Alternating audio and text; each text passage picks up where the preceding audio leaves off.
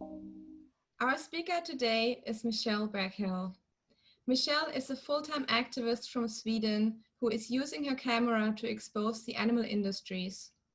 She openly enters slaughterhouses and farms and then shows what is hidden there to help people make better choices. Today, Michelle will give a talk about how we expose these places where the animals are held and killed.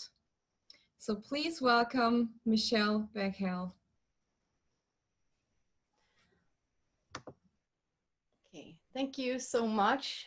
I'm so happy to be able to have this presentation. I would of course prefer to be in Luxembourg and join the conference as we always do, because I love the conference and I highly recommend everyone that hasn't been there to go next year. But I guess this is the second best options. So what I would tell you about today, how I work and what I do, and it might give you some tips and inspiration. So I just start. My background, I'll take this quick so you know who I am. I grew up on a meat farm, actually. We had a riding school and a meat farm. So I mostly work with the horses, but we had those animals at our farm, and I remember the slaughter truck coming for them sometimes, and I was like, oh my God, I didn't like that at all. But and I actually studied agriculture, so I went to a school that had horses and dairy cows and pigs, and learned how to be a farmer. So, you know, all the people saying that we don't know anything about how a farm works or how animal works, there are actually people that have been on that side too, you know. I worked as a writer for over 17 years. I worked both here in Sweden and in Spain and in Belgium as a writer. I mostly broke in, I hate the word breaking in, but that is what it is. I broke in young horses and to sell them all over the world. So, and now I'm taking like a distance from that industry too. So, but I know it's hard for many people to understand why it's wrong to ride horses, especially the ones that are still doing it. I became active for the animals like 7, 8 years ago. And now I'm full-time activist. This is what I spend my life doing. Yeah, that's me, riding one of the horses in Spain. So why do I give this presentation? I want to inspire people to do this because, I mean, I think we need to be more people doing what some of us already are doing to expose those places. And we can also share experiences, not only me knowing this, what I'm gonna talk about, but I want everyone doing this to share with other people what they're doing and how it's being done, because I think I know that many people say to me, like, I would love to do what you are doing, but I don't know how. So that's mostly the reason why I'm giving this presentation, because I want to inspire people and to make people understand that anyone can do this. It's not only like a few people. And I want everybody to be doing this, because I mean, the farms and the slaughterhouses and places where animals are being exploited, they're everywhere. So we need to be everywhere. And also for support, if you have any questions or want to know more about this subject after the presentation, you can write to me and I will answer as much as I can. So what I do right now as an activist and an investigator, I mostly do farm investigations now, but also some street activism to get this material out to the people, and some actions at farms and slaughterhouses. I will talk about them more later. And I do some talks and workshops. So why do I think it's so very important that we expose the industries? Is because, I mean, the violence that is going on, towards the animals, it's everywhere, and it's being done every second. In these very seconds, animals are being abused and killed, and we need to be out there and expose what is going on, and we need to be everywhere. I can't say that enough. So we need to share with the world what is going on to the animals. And many people still deny that this is happening, because many times when you show the footage, it's like, well, that's not this country, this is old footage. Well, that is not, I'm not supporting that. So we need to show everyone that it's like, this is a farm close to you, this is an organic farm, this is like, we need to constantly be showing people new footage and footage close to them. And I mean, most of the vegans or the animal rights activists that I've been talking to is like, the reason why they stopped supporting the industries is because they saw footage that they were like, I can't be a part of this anymore. So we need to, I think that if we show more footage and footage from different places, we're gonna have more people stop supporting it. So if you feel now like, okay, I want to do this, I want to be a part of the ones exposing the violence, I have a list for you, a very simple one. Step number one, like, find the farms, find the locations where the animals are being held. Well, I'm gonna talk mostly about farms in the beginning now. I'm gonna take the slaughterhouses later. And then collect a group. Collect a group that you really trust. It doesn't have to be big, but the most important thing is that you work well together and that you can communicate. You need a phone or a camera. You don't need anything expensive. Sometimes, I mean, you don't have a camera, then you can just use your phone. I mean, the most important thing is that someone is there and sharing the animals' stories. This one is so important. I can't stress this enough, like the good light, because if you go in with your phone, you will get nothing if you have no light.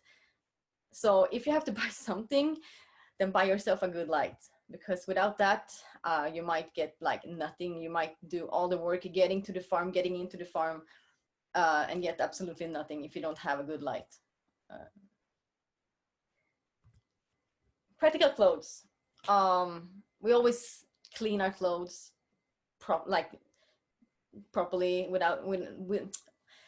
before going into the farms. And if we go to different farms, we change clothes. So have some setups with you, and shoes too. Have some different shoes with you. And it's great if they are dark, because sometimes you need to hide when going to the farm, or going from the farm. And a car. So I mean, most of the farms are on the countryside, so you need most of the times to have a car.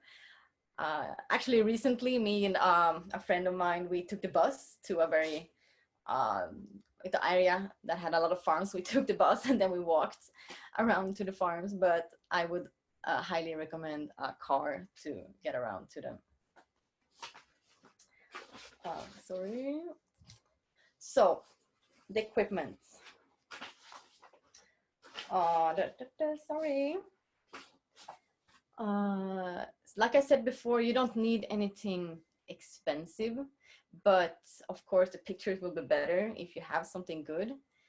A GoPro works perfectly fine. They're often small. I have an Osmo Pocket. I don't know if you're gonna see that. I know that my screen is pretty small, but I have an Osmo Pocket and it's this size. And the quality of the film is like really good. So I can recommend the Osmo Pocket or anything else in that size to have like very close in your pocket to when you just come into the farms. Sometimes I have the bigger cameras when you need more time to set them up when you come in. And sometimes you don't have that much of a time. A selfie stick, not only on the videos with the selfie stick, I always bring it to the farms, and I wear trousers that got a lot of pockets, so I can just get it up easily. But a selfie stick is, for example, if you need to film, like have an overview picture of the farm, of the inside, how it looks like, how the animals live, it's super good to have a selfie stick. Or sometimes when you cannot enter the farm, then you can take your selfie stick, put your phone in there and reach the windows. Sometimes, or like often, the windows are open a little bit, and then you can put your camera in there. So you don't always have to come into the farm to document the situations in there, but of course it's like the footage will be better if you get in. And again, the lights, like you need a proper light to get good pictures and footage. And extra batteries to the cameras and power banks to the phones. And something that I've forgotten to write here is extra memory cards, because it sucks big time when you're in there and then suddenly you run out of batteries, or like the memory card is full. So please, like, always bring extra all of the time. And this is, I took this picture this morning because I just got this as a gift. So I can have my Osmo Pocket, and I can have my phone and a microphone on a selfie stick. And that is, I'm really looking forward to try it out. So when you have everything set up, you have your group, you have your clothes, you have your equipment, then you need to, and you have like found the farms, you're in there. So, and some things I want you to think about. Park the car in a good spot. Like, I think the best thing is if someone don't want to enter, and just take the car away from there, because sometimes we have been discovered by the car. Like the neighbors, they keep sometimes an extra watch on their nearby friends.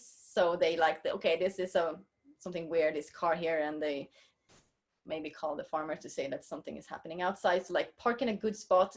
Maybe you have to walk for a while, but it's worth it, so you don't get discovered before you get the footage, you know. Check if someone lives in there. I mean, you can most of the time see that on the map. I'm gonna talk more soon about the Google map and how you know what kind of farm it is and what to look for. But it's good to know if someone lives there before, because then you know how close you can park the car, and maybe know because most of the time when no one is living in that area, in the same farm, the doors are more likely to be locked.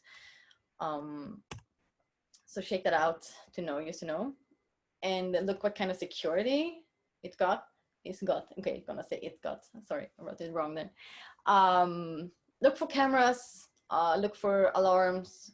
Sometimes the alarm can be like silent, so you can like hear nothing, and then anyway, the farmer get the alarm and they show up. But it's good to know, like, look for it first and to maybe try to avoid it. Do not break anything unless you have to. Like, at least my rule when I'm going out with a group is that if we don't have to break in, we don't do that. I prefer to not leave any traces. So maybe if we want to go back at another occasion, or maybe some other people want to go to that farm to do something. So try to not break anything. There are ways to get into places. You can find out, you can send me a message after or something if you want to know more about that. But try to not break things. And I know it's like you're angry with the farmer and you want to smash the whole place and like free all of the animals. I know that feeling, but it won't help in the end. So try to not. I mean, I think the best thing we can do at this point is to show the world how the animals are being treated. So like, my rule when I go out with people is like, don't leave any traces, don't break anything. So there are some tips you can think about when you're filming the animals or taking pictures. Or when you're filming, I know that in the beginning I came into a farm and I did like this with the camera. I used like wanted to film everything like possible, so I was just sweeping it around like this, and like the footage was just like terrible and it sucked. I couldn't get anything from that. So try to at least like get into the level of the animals, like go down and film their faces. And if you like if you want to film one animal, try to count in your head like to 10 seconds. It feels much longer than it actually is, but try to, because then you might get like how the eyes look like, and like maybe how sad the face look. Or so you try to keep the camera on every animal for like 10 seconds. And then also the overview pictures to show people how it looks like in the stable, how the animals are living their whole lives. So you try to slow sweep the camera like over the stable.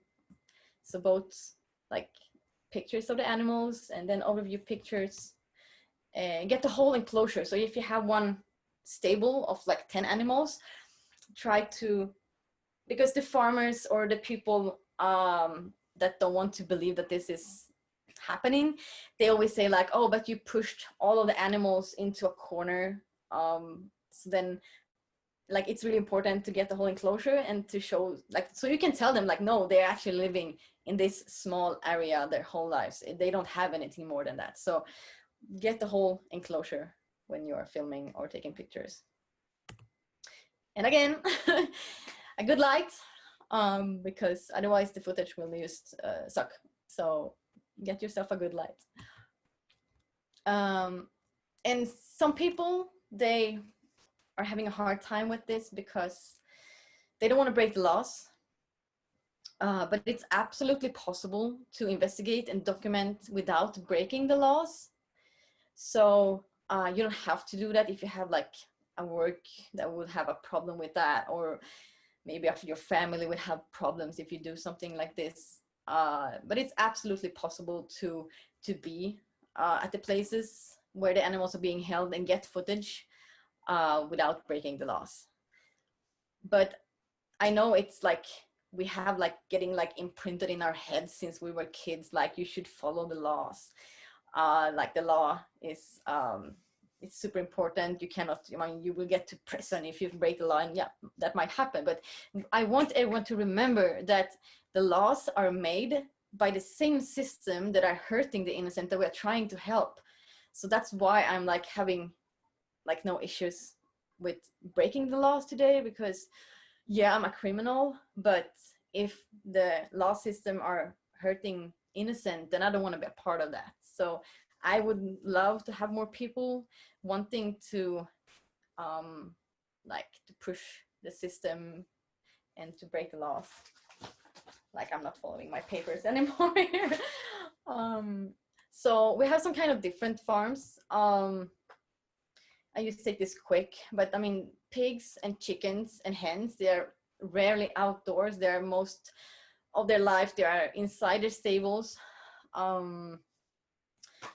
And the dairy farms, I mean, they have their animals, and this is different from country to country. I know we're all of you that are watching, we are from different countries, and the rules and the stables are different. But the dairy farms are most of the time having their cows outside at least a couple of months in the summer. So when I go to dairy farms in the summer, it's like I don't have that much to document, because I mean, if I film some happy cows in a field, I mean, that's the picture that the industry have been showing the people for decades. So I don't have to show that. But for example, they don't show the calves in their enclosures, in the pens. So that's something that we absolutely can look for when we go to dairy farms. And during the winter months, you can absolutely go to dairy farms and find like terrible things.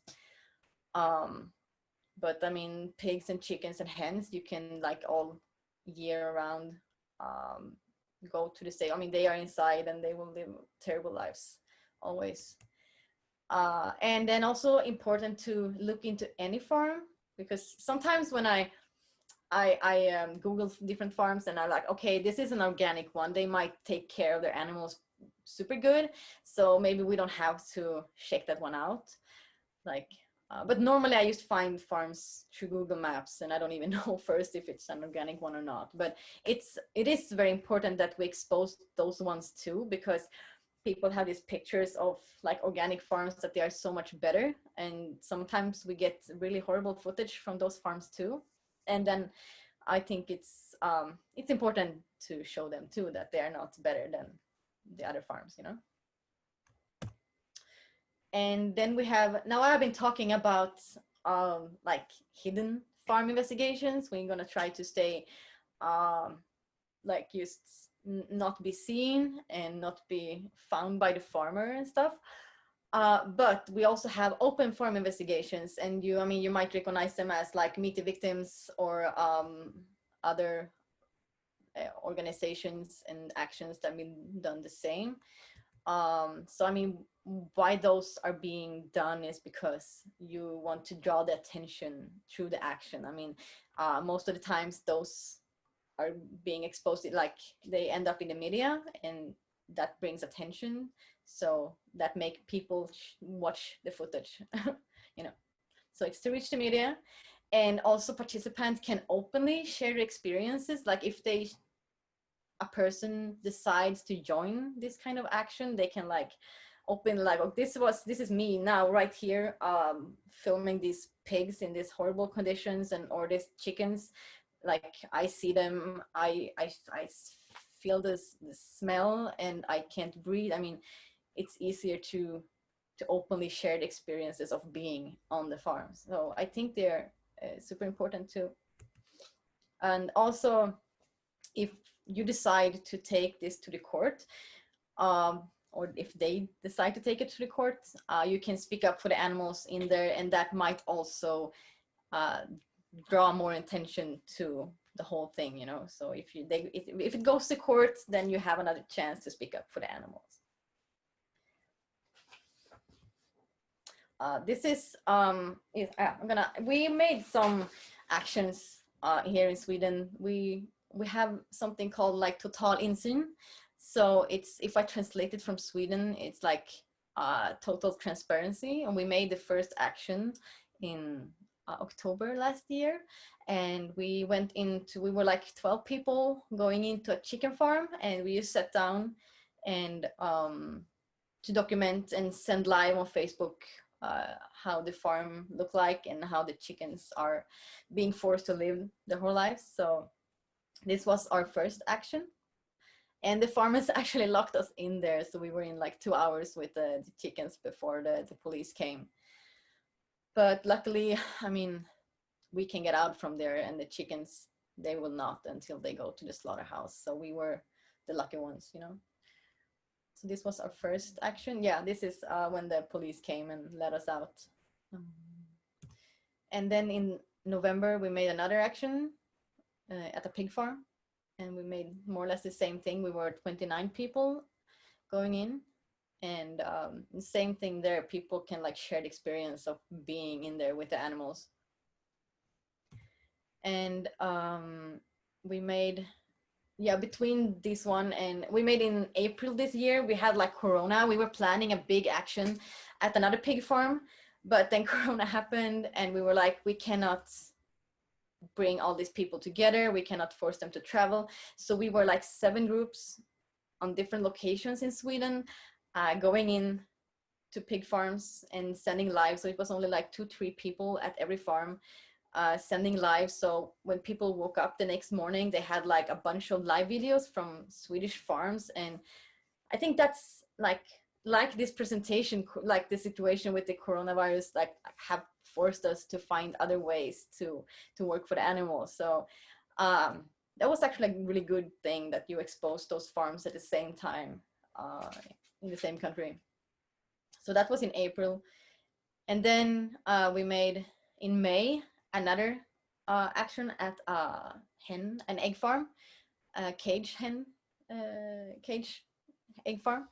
And we went in and we were sending live as we always do. We were sending live from this our page, Facebook page, and then we also liberated 24 hens and brought them to a sanctuary. So we made this openly to, I mean, live videos on Facebook always get a lot of views, and they talk about it in the media and stuff. So that's why we're doing these open investigations for the attention, because I mean, some people see when you're on Facebook, for example, and you see some footage and you are like scrolling it by, and you might think like, oh, this must have been like years ago. I don't have to care anymore. But when you see a live video and someone is in there right now, then I think it's a totally different thing. Yeah, here is the when we took out the hens, and this is from the second action. Okay, so I have to check the time, how much I got left. Okay, so I get 10 minutes. I have to be quick. So how to find the farms? Just like go on Google Maps. I could talk an hour just about this subject. I spent so many hours on Google Maps, and you can also find a list of companies if you Google like egg farms in Stockholm, or no, we don't have any egg farms in Stockholm, but in your city or in your area, then you get a list. Not all of the farms, so you might just get some of them. That's why it's important to also look through Google Maps and find the farms and learn how the farm looked like from above. I mean, I have been learning that by doing. It's like, okay, this farm looks like this, and then you go there, it's like, okay, it was a pig farm, and or this was a chicken farm. So, but I could absolutely, but it's also different from country to country. So I know I mean, this is a chicken farm because you see all of the ventilations on top, but it might look different in your country, you know, so you need to learn. But this is something they all got. You see those round things close to the wall? It's like, I only know the word in Spanish. It's like pienso. It's like the food thing. So if the building got this food for the animals, then you know that's animals inside if they have food for them, you know. This is a farm for cows. You see those lines on the roof? That's the ventilation for the cows. So I mean, they look different. This is a mink farm. This is for chickens. You see the ventilations again. You need more ventilations for birds because the air is so dusty. And here, you see on the right side of the building, you see those white little things. These are the pens for the calves. So this is a dairy farm. So I mean, I could talk about this much more, but we don't have time for that. So to work with a group, I mean, you could. I mean, I know people that go by themselves. I wouldn't do that, or I would do that if I could. I don't have a car, so, but I don't go myself right now. But wouldn't recommend that. But if you have to, then you do that. But how the big group is, like how big the group should be, depends on kind of farm it is, and how big it is, and how secure it is. When we go to really big farms, I prefer to be more people. Then you can just split up. But if you go to a normal size farm, it's like 3-5 people is a good number. And you can also have lookouts then. If you're like 1 or 2 people outside, it's great to use walkie-talkies, but with the earphone, so you can just talk silent, like, okay, I see a car now, you need to get out, or so have some lookouts and have some people inside and keep on communicating. Like I said before, someone in the car is perfect to get the car away from there. And then when you finish, it's just like, hey, we're done now, pick us up. And then you get picked up. And yeah, split up if the farm is big, because then you can faster go through the farm and find like maybe injured animals or dead animals. So split up if you can. Otherwise, I like to go through the farm first and see if I need to film something specific. So go through the farm and then you can start like real document. So you don't document and then suddenly you see something really important to film and then you need to leave, you know. So go through the farm, find the most important things, and then start doing what you should do. And then slaughterhouses, I think I'm running out of time. I'm gonna could be doing this really quick. So I've been talking about the farms and the slaughterhouses. It's harder to expose than farms because you need to be operating, and they need to be operating for you to get the killing. And that means it's workers inside. So to make like hidden slaughterhouse investigations, it's not that easy. I have managed to get into slaughterhouses at night, but then you have like the animals. Some animals are often inside, but they are in their pens, and maybe you will get some body parts and stuff. But to get the killing, you need to be in there when the slaughterhouse is operating. So, and it's often higher security too. So it's harder to get into them than the farms. But then you can be outside the slaughterhouses, and that's also one thing you can do if you don't want to do something against the law. You can, like, I have so many like great people around me, like they are constantly outside the slaughterhouses in their area. Like this, my friend here on the picture, Lisa, she's amazing. She keep on spending so much time outside the slaughterhouses just to get some footage. And videos is also kind of like you document the animal situation around the slaughterhouses. So videos, it's also a great opportunity to get some footage like this here. I just show some pictures now. Yeah, here I'm a friend of mine is like hiding in the bushes. Like we have been hiding in the bushes for hours outside the slaughterhouses just to get something, you know. It's like, I mean, if you're there constantly, you will find stuff to film. Like when animals are dying in the transports, they are like dragging them out, and if they don't know that we're there, then they are just leaving the animals. But if they know that we are there, then they will not do it that openly. I just made those black and white, so you don't have to watch horrible like blood and stuff. So I mean, they used, or like here, they used, this was in Luxembourg actually, they just opened the door and then you could see the bodies of the animals like being sliced into. And or here, it was in Linköping in Sweden, they just placed like skulls in front of us. And you can also do open investigations at slaughterhouses. I haven't heard that much about it. Then we have done it once at a chicken slaughterhouse here in Sweden, and once at like the picture here is from they kill cows and pigs. So what we did was, in the chicken slaughterhouse, we just crawled under the fence, and we had those security by the biosuits, and we just walked in, and first they thought we were workers, so they just let us film, you know. And at the other slaughterhouse, this one with the cows, I don't have the possibility to show any videos from it, but you can find them on Facebook. Just write to me, I can send you the links to to those actions.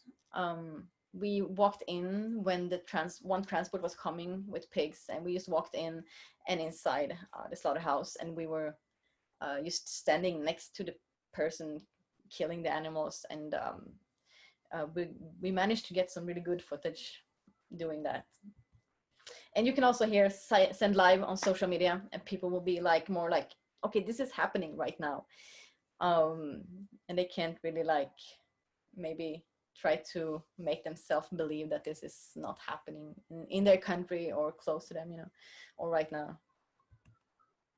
But here as well, you have to take the legal consequences from this, and what we're gonna have to do from this is pay fines for trespassing. But for me, it's worth it.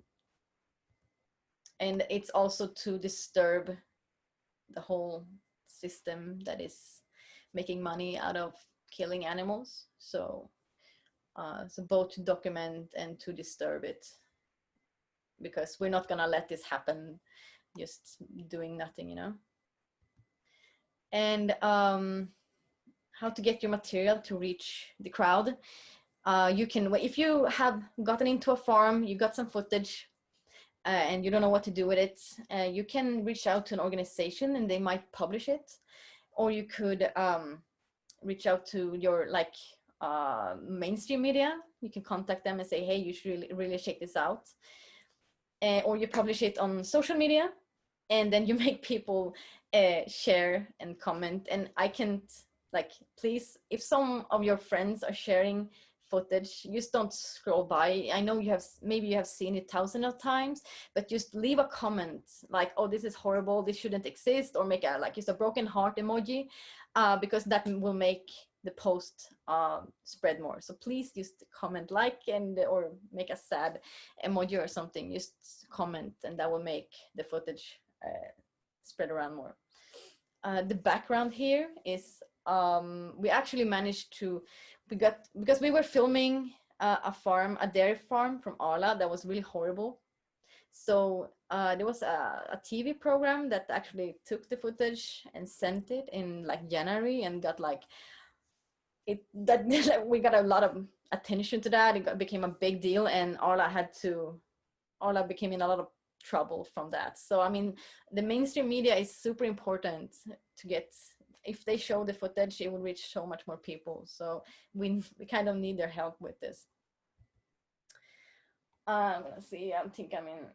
Yeah, okay. This is my last slide. Of course, like, people always ask, like, how can you deal with everything that you see? And I know this is stopping a lot of people too. Like, I can't do what you are doing because it will hurt me too much. I know, I mean, I'm hurt too. I know that not everyone can do this, but like, I'm begging you to, like, at least try and see if you can do it, because the animals really need you to do this for them. But then if you do, like, self-care is super important. Take care of yourself, take care of each other. Like, I'm really not the best one, like, giving advices in this, because when I get some anxiety from everything, I just work more, because if I get some more work done, then I keep my anxiety down. So, but like, visit sanctuaries and talk to the ones that understand. It's like super important. I just met 2 of my friends that were in with me in the slaughterhouse, and I felt how important it was to talk with people that understand what you have been through. So I think, yeah, that's important. It's good. And if you want to contact me, maybe you can just take a picture of my number or in my email. And if you want to ask me things, just write to me, like, please. So I think we're done now, no? We have questions? Okay, thank you, Michelle, so much. Thank you so much for this presentation. It was very interesting. I will start the Q&A session now, and I will read out the questions that have so far been posted. If you do have any more questions, feel free to write them down in the Q&A feature right now. So the first question for you, Michelle, are there some kind of slaughterhouses that investigations should concentrate on? What about halal slaughterhouses? I mean, I think it's like, all of the killing is horrible anyway. So, but of course we should expose them too, but I don't find them more important than other slaughterhouses, no. Okay. What about laws that prohibit cruelty to animals? What existing animal protection laws can be used to allow entry into a farm slaughterhouse? I don't know if I get the question. Like, if there are laws that maybe if animals are being treated bad, that the laws say that it's okay for us to get in? Yes, that's how I would understand it. I mean, it's like, if you see a dog in a hot car, you're allowed to break the window to get the dog out, but that's not always the case with the farm animals. And I guess all of the laws are different in different countries. But I mean, if I go into a farm and I rescue some chickens because they are suffering, I mean, the laws are not always like protecting us for protecting the animals. You know, they say like we are still stealing them, but it should be like when you try to rescue a dog. But... Okay. Do you know of any laws in Sweden that would allow you to go into a farm? You know, for example, if you know, okay, this farm is doing this specifically, that it would be less likely for you to get a fine for it, or no? I mean, we have been to some horrible farms and we have been like reporting them, but then still we are like getting punished for getting into the farms. You know, that's not how it's supposed to be done. You know, you should Yes. report them, but yeah. So no, the Yeah. laws are not really helping. Okay. Oh, that's too bad. Okay, well, thank you for your work. Next question. Would you recommend that activists learn the layout of the farm prior to going on site? Oh yeah, like to learn how, How like everything is structured? Yes. yes, like I said before, like I could talk an hour just about the Google Yeah. Maps and how to learn how to know what's on the farm and what is what, because, and that's also different in different countries. I know, like I've been doing some investigations in Spain too, and it took me a while to learn what farm was what and why they like, they look different in different countries. So I think you need to learn how they look in your area. Okay. So what would you suggest for PPE, especially with so many emerging zoonotic diseases? PPE is meant as personal protective equipment. What was the question? Sorry. Do you have any specific personal protective equipment when you do this work? Yeah, I mean, it's always important to cover the mouth and the nose, because some places are so dusty.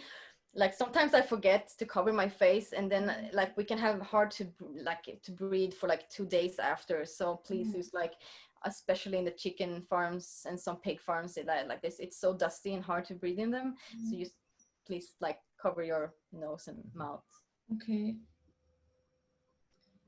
Okay, next question. What would you recommend activists tell farmers if they are discovered on the property? What type of story should they tell to excuse their presence on the farm?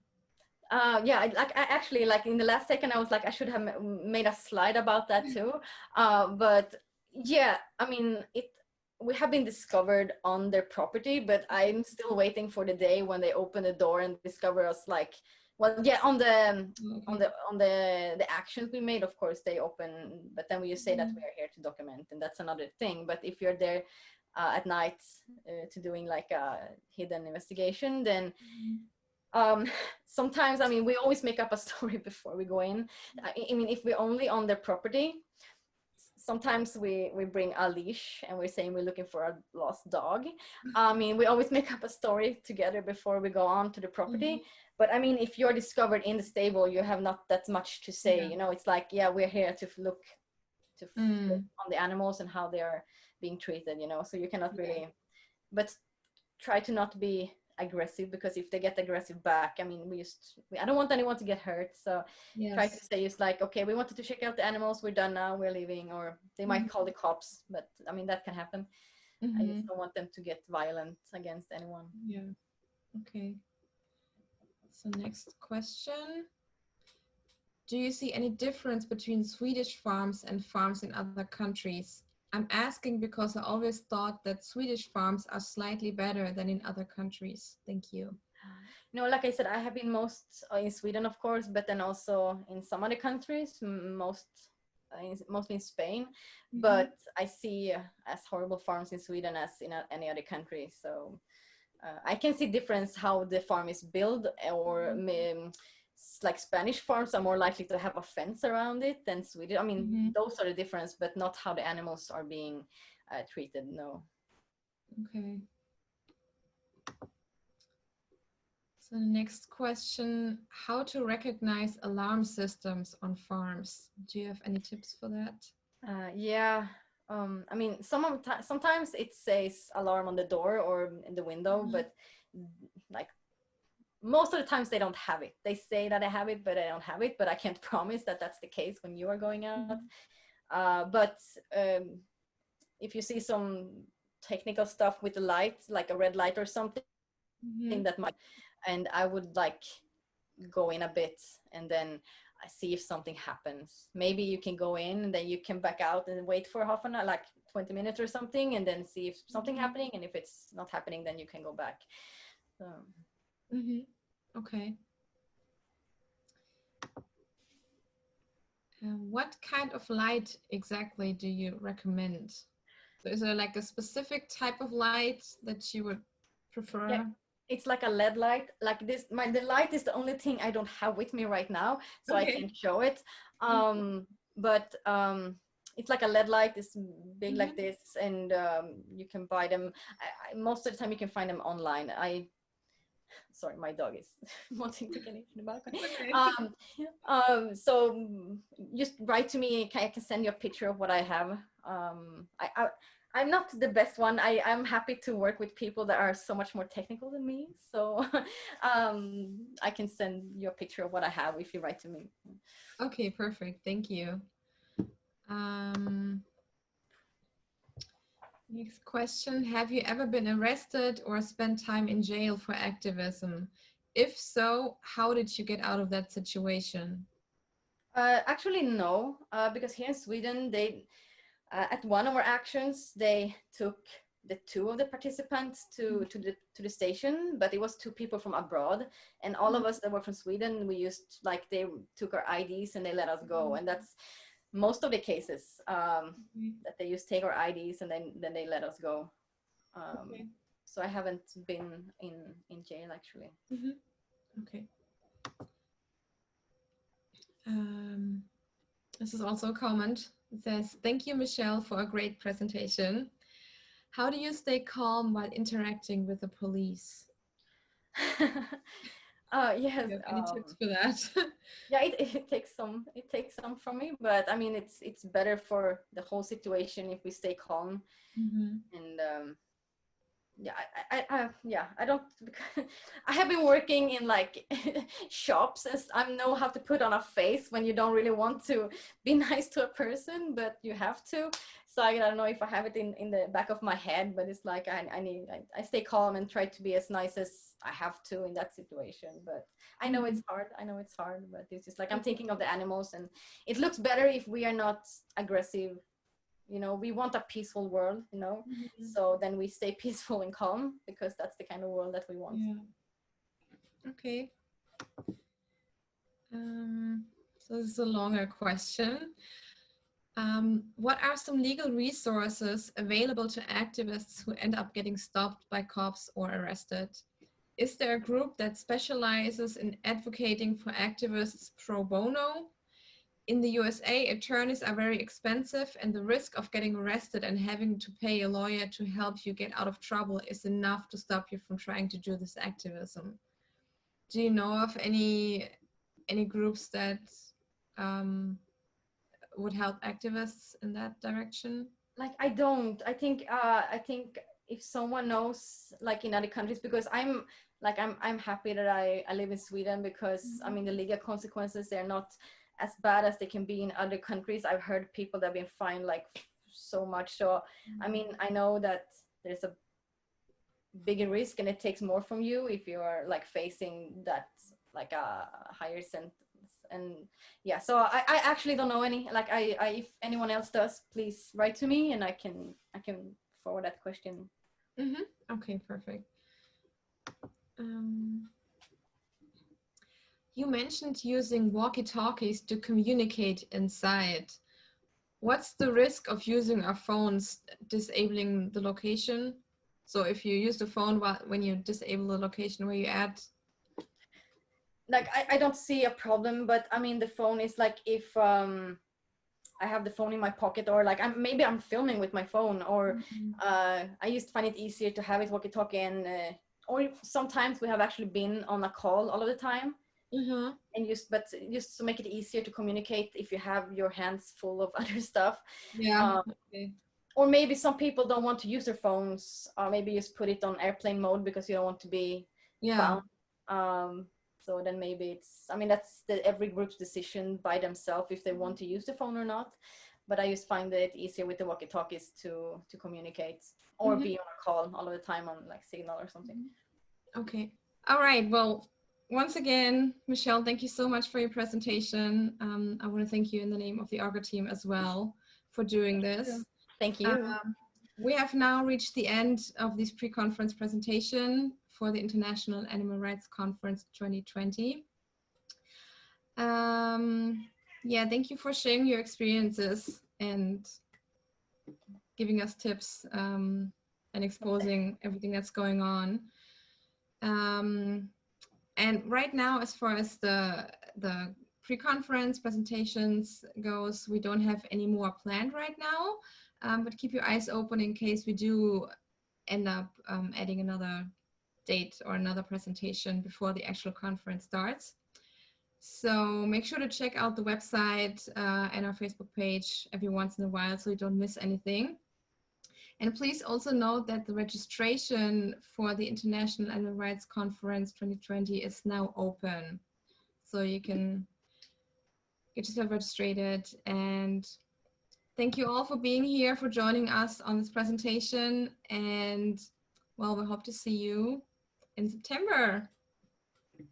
Goodbye. Thank you so much for organizing this. Thank you, Michelle.